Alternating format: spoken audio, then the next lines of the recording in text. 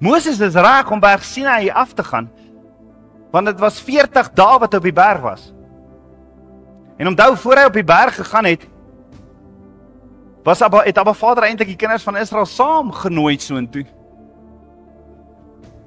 Hulle het Abba Vader se stem gehoor, maar hulle het gesê, Moses, gaan jy, ons is bang, ons gaan dood. Gaan jy, Moses?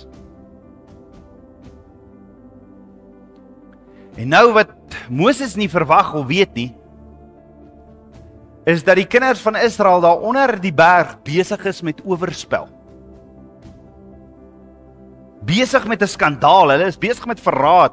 In die Hebreëse letterkunde staan hierdie waaglike gebeurtenis, of hierdie massiewe skandaal van die kinders van Israel, bloot bekend is Chet HaEchel, die kalfsonde.